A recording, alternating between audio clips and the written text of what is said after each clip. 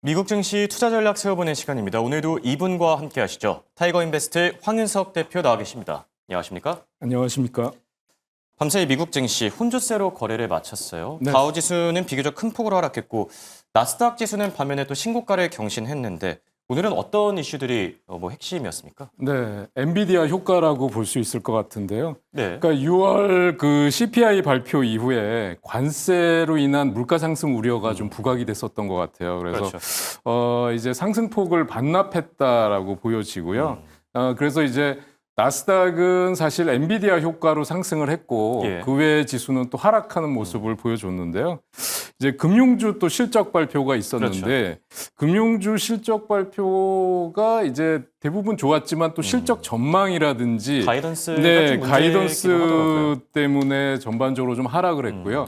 시티는 이제 자사주 매입 소식으로 시티뱅크는 좀 상승하면서 마감이 네. 됐습니다. 그런 것들도 이제 복합적으로 작용했다고 생각이 되고요. 음. 이제 마감 현황을 보면 S&P 500에서 상승 종목이 48개밖에 되지 않고요. 그렇게 상당히 된다 좋네요. 그러면 하락 종목이 452개가 예, 그렇죠. 되겠죠. 그러니까 투자자들 입장에서 체감 지수는 굉장히 좋지 않은 하루였다 이렇게 말씀드릴 수 있을 것 같습니다. 그러니까 러셀 2000 지수가 뭐 거의 2% 가까이 네. 하락을 했으니까요. 중소형 스몰캡을 만약에 선호하는 투자자라 그러면 계좌에 좀 하락폭이 크게 나타났다 이렇게 말씀드릴 수 있을 것 같습니다. 이게 확실히 희비가 많이 교차를 한 하루인 것 같아요. 네, 그렇습니다. 엔비디아는 많이 오르고 또 나스닥은 신고가를 경신했는데 왜 내 계좌는 빠졌지? 네, 이렇게 좀 그렇습니다. 고민이 되는 투자자분들도 계실 것 같은데 자, 증시가 전반적으로 하락한 첫 번째 이유, CPI를 빼놓을 수가 없겠죠. 이 CPI를 가지고 월가에서도 지금 평가가 엇갈리고 있어요. 이게 뭐 최악은 피했다, 아니다. 네. 지금부터 관세 영향이 본격적으로 드러나는 거다. 네. 대표님은 어떻게 보셨죠?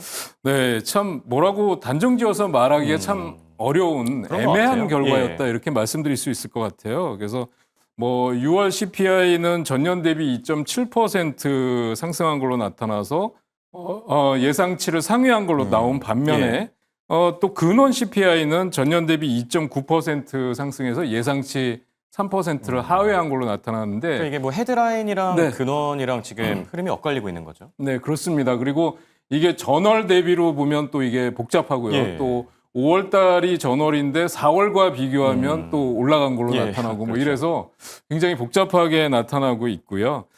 그래서 이 원인이 뭐냐? 그러니까 이제 주거비와 에너지 비용에 그렇죠. 대한 가격 그 상승이 두드러지고 다행히 기업들이 이제 관세로 인한 가격 상승은 상당 부분 흡수한 걸로 나타났다. 이게 좀 위로가 되는 그 지표라고 할 수 있겠는데 이제 블룸버그가 얘기한 걸 보면 CPI 데이터에서 보면 식품과 에너지를 제외한 이 상품 부문에서 관세 영향이 감지되기 시작했다. 이런 또 분석을 내놨어요. 그래서 시장이 이 관세 또 물가 또 이제 금리 인하를 어떻게 되느냐 이게 또 그렇죠. 영향을 받게 되잖아요. 그래서 시장이 이것 때문에 영향을 받았다 이렇게 말씀드릴 수 있겠습니다. 네. 증시뿐만 아니라 채권 시장에서도 좀 이 혼란스러운 모습이 많이 나타난 하루였었죠. 물가에 대한 흐름, 오늘 밤에 공개될 PPI까지 좀 체크를 해봐야 되겠고요. 자, 그리고 관세 리스크는 뭐 계속 끊이질 않는 상황에서 이번에는 트럼프 대통령 인도네시아와 무역 협상을 체결했다고 하는데 어떤 내용이죠? 네, 그러니까 우리가 물건을 살 때 예. 이제 A라는 물건을 사고 싶다 그러면 이제 파는 사람 입장에서는 이렇게 얘기하는 거죠. A에서 물건 값을 깎기를 원하면 B하고 C도 사라. 예. 이렇게 되는 거죠. 이게 그렇죠. 이제 강매가 되는 거죠. 그래서 이제 이 인도네시아 같은 경우는 미국과의 교역 비중이 뭐 1% 내외라고 예. 합니다. 그러니까 크지 않은 상황인데 이제 트럼프 대통령 입장에서 이제 32% 상호관세를 부과했다가 19%로 내려줬는데 그 이유가 뭐냐면 인도네시아가 이제 미국 에너지를 150억 달러를 또 매수를 한다는 구매를 한다는 얘기고요. 농산물을 또 45억 달러 산다는 얘기고 보잉 항공기 50대를 주문하겠다. 이런 조건부에 대해서 이제 관세를 인하해 준 거니까 아까 말씀드린 강매를 한 겁니다. 그래서 트럼프가 이제 큰 소리 치기로는 우리는 이제 우리 그 수입품에 대해서는 인도네시아 수입품에 대해서는 19% 관세를 부과했지만 미국 수출품에 대해서는 무관세를 적용한 것이다 하고 큰 소리를 쳤는데 사실상 씁쓸하다고 말씀드릴 수 있겠습니다. 그래서 그렇죠. 그리고 지금 보면 또 EU나 이런 쪽에서는 예. 이제 관세 협상이 타결되지 않을 경우에 이제 보복 관세를 할 수 예. 있다는 품목에 대한 것도 이제 준비를 하고 있고요. 일본과도 지금 관세 협상이 이렇게 쉽게 타결되지 그렇죠. 않고 있고요. 주요 교역국들하고의 결과가 이제 어떻게 나오는지 시장은 주목하고 있다고 말씀드릴 네. 수 있겠습니다. 이게 확실히 지금 뭐 인도네시아의 협상 과정을 보니까 우리도 뭐 방위비도 그렇고 네. 앞으로 뭔가 약간 번들식으로 좀 묶어서 이 협상을 하지 않을까 생각이 들기도 하고요. 네. 그렇다면 월가의 증시 전망이 지금 이 시점에서 궁금한데 괜찮게 나오고 있습니까? 증시 전망은 뭐 나쁘지 않다 이렇게 말씀드릴 수 있을 것 같아요. 음. 그러니까 JP 모건에서는 예. 미국 증시가 전술적으로 강세 전망을 유지하고 있다 이렇게 얘기를 하고 있고요. 그래서 경제 성장 둔화가 나타나고 또 인플레 우려가 나타나는데 이거는 관세를 포함한 정부 정책의 영향이다. 그럼에도 불구하고 강세 전망을 유지하겠다 이렇게 발표를 했고요. 골드만삭스에서는 미국의 대형주는 여전히 믿을만하다라고 분석을 내놨고요. 뱅크 오브 아메리카는 2월 이후에 가장 낙관적인데 다만 투자 심리는 과열되어 있다. 그래서 시장이 하락하지는 않겠지만 순환매로 돌아설 예. 가능성이 높다는 거는 다시 말씀드리면 많이 오른 종목보다는 덜 오른 종목 그렇죠. 쪽으로 가겠다는 얘기잖아요. 예, 그래서 그렇게 얘기를 하고 있으니까 네. 전반적으로 대형 투자은행이 보고 있는 미국 증시 전망은 나쁘지 않다 이렇게 말씀드릴 수 있겠습니다. 네. 그렇다면 대표님은요? 대표님은 어떻게 보고 계시죠? 저는 사실은 이제 중소형주 같은 경우는 예. 아까도 보셨겠지만 오늘 스몰캡 좀 같은 경우는 하락하지 않았습니까? 등락폭이 크거든요. 예. 그래서 많이 오른다 그러면 차익 실현을 절반 이상 해놓고 기다려야 될 것 같고요. 예. 대형주들 같은 경우는 사실은 뭐 애플이나 이런 종목에 대해서는 사실 투자가 좀 망설여지긴 합니다만 그 외에 엔비디아나 그다음에 테슬라도 사실 실적 발표 이후에 좀 더 하락한다면 예. 들어가 볼 수 있을 것 같고요. 그래서 M7 같은 경우는 저는 뭐 급락하거나 뭐 하락할 예. 영향은 크지 않다 이렇게 보고 있습니다. 네, 알겠습니다. 자, 증시에 대한 투자 전략까지 짧게 들어봤고요. 밤사이 정책과 관련된 얘기들이 많이 나왔는데 지금 AI도 그렇고 에너지도 그렇고 이쪽에 트럼프 대통령이 대규모 투자를 또 예고를 하고 있어요. 어떤 네. 내용이죠? 트럼프 대통령이 이제 펜실베니아에 새로운 AI 데이터 센터를 건설하겠다 그래서 예. 700억 달러 규모의 투자 계획을 발표했고요. 또 이 투자 계획에 뭐 구글, 오라클, 뭐 코어위브 이런 기업들이 대규모 자본 투자, 자본 지출을 예. 하겠다라고 발표를 같이 했습니다. 또 그런가 하면 미국 국방부에서는 오픈 AI, 또 구글, 그다음에 이제 그 일론 머스크의 XAI 등과 각각 최대 2억 달러 규모의 계약을 체결했다라는 소식을 발표했고요.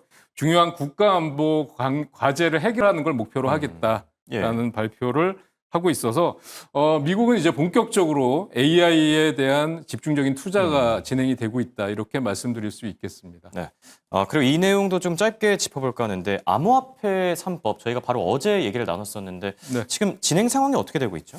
그 암호화폐 그 지니어스 법안을 포함해서 암호화폐 3법이 이제 이번 주에 예. 발표가 되는데 오늘 이제 그 안건을 상정을 해서 이제 투표를 했는데요.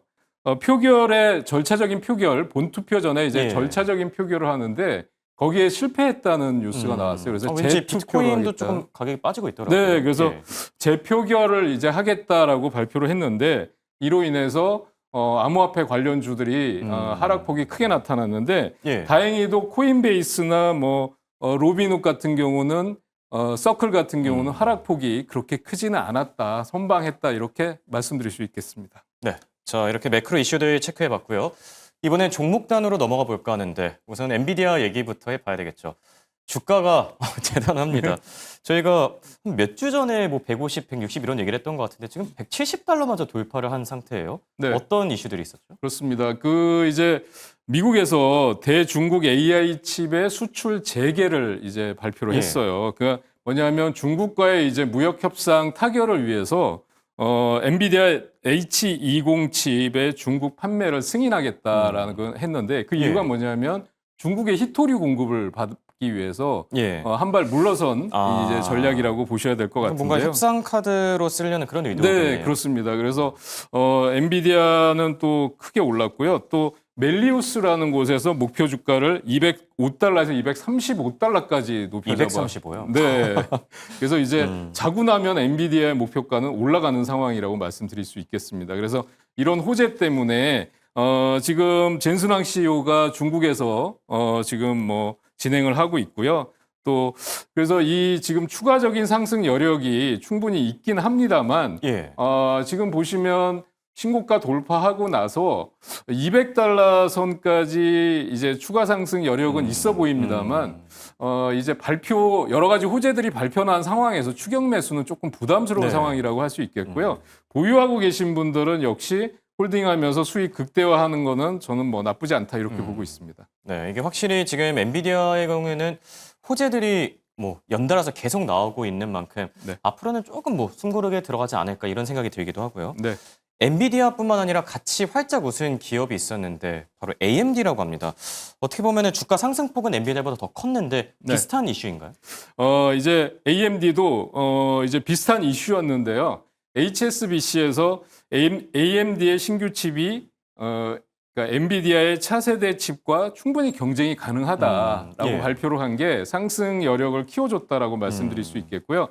차트를 한번 보시면 역시 AMD도 162달러 지금 고점을 찍고 나서 종가는 155달러 정도에서 마감이 됐습니다. 아직 뭐 사상 최고가 돌파는 지금 보면 227달러 정도가 있기 때문에 사상 최고가 돌파까지는 아직 조금 거리가 있어 보입니다만 목표 주가를 지금 180 또는 200달러까지 상향하고 있는 상황이기 때문에 예. 추가 상승 여력은 충분하다 이렇게 말씀드릴 수 있을 것 같습니다. 네. 자, 그리고 AI와 관련된 기업도 하나 체크해 볼까 하는데요. 코어위브, 우리 서학개미 투자자분들의 관심을 상당히 많이 받고 있는 종목이죠. 트럼프 대통령이 지금 AI 데이터 센터에 통 큰 투자를 발표했는데 지금 덩달아서 같이 웃고 있지 않습니까? 네, 그렇습니다. 지금 코어위브는 엔비디아가 투자한 AI 데이터 센터 기업이라고 말씀드릴 수 있겠는데 최근에 비트코인 채굴 업체도 또 인수를 했어요. 그렇죠. 그런데 트럼프 펜실베니아 그 AI 센터 건설에 코어위브가 60억 달러 규모의 투자 계획을 발표했습니다. 굉장히 최근에 본격적인 투자를 하고 있습니다. 그래서 코어위브에 보면 최근에 이 신고가를 기록하고 나서요. 187달러 기록하고 나서 단기간에 하락폭이 컸었습니다.